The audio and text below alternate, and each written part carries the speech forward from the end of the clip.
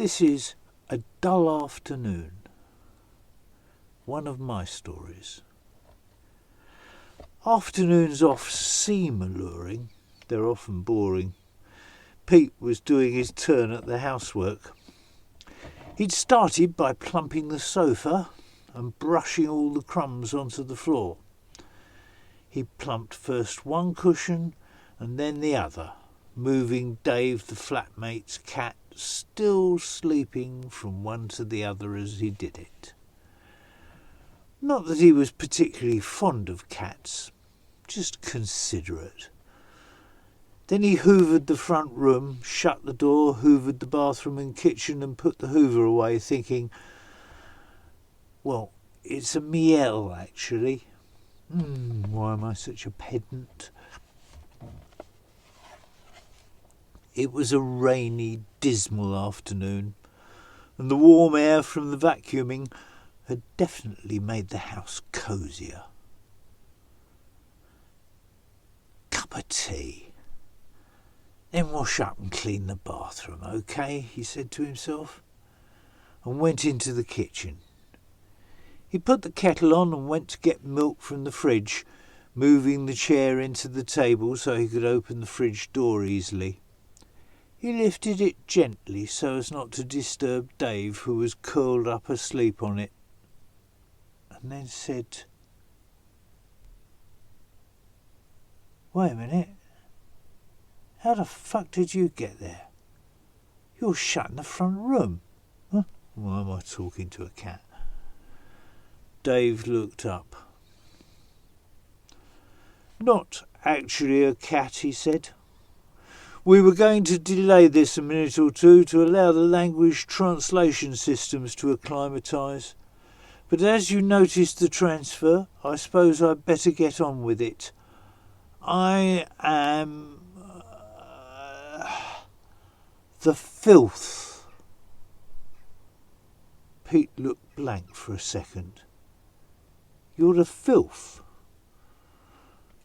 "Well, actually," thought Pete, "black cat, white front, white paws.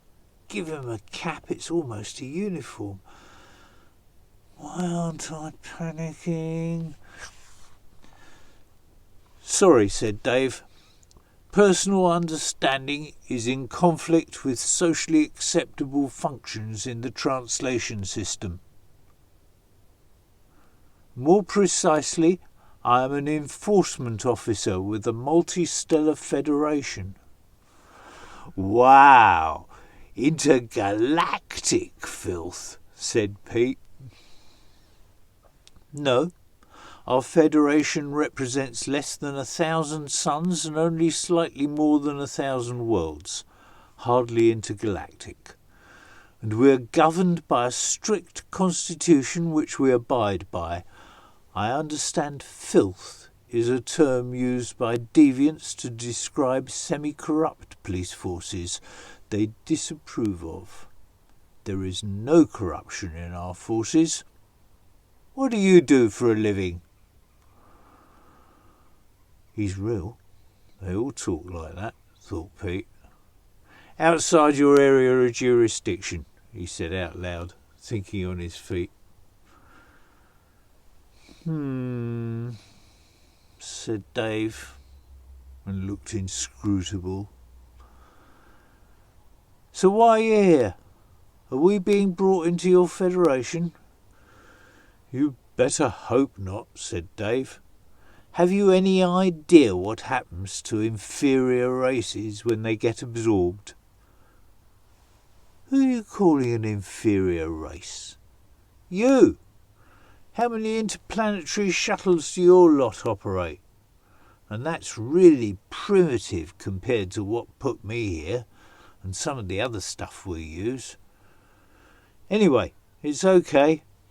You avoid enslavement, exploitation and extinction this time around. I'm here to arrest your flatmate." Pete had never really liked his flatmate, but he had his uses. "Great. How do I manage to rent it on my own?" he said. And Subvox And why am I so calm? The rent's sorted to the end of the year, and calm is one of the two normal responses. Don't mention this, or you'll get locked up by your lot. Shut up and sit down. I need to make contact for the transfer, and I can hear him coming. Pete did as he was told and watched. A key turned in the lock and Pete's flatmate came in. The cat wandered over as he always did and wound himself round his legs.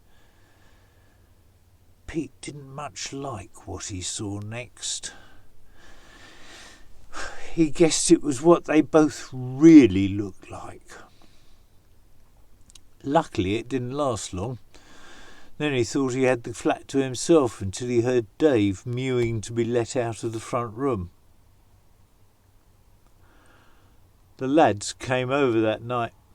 Ian was holding forth as usual. I wish I'd been born an ignorant prole in some primitive society and educated in a set of simple beliefs. Life would be so much easier, he said. If you only knew, thought Pete. Thank you. Bye.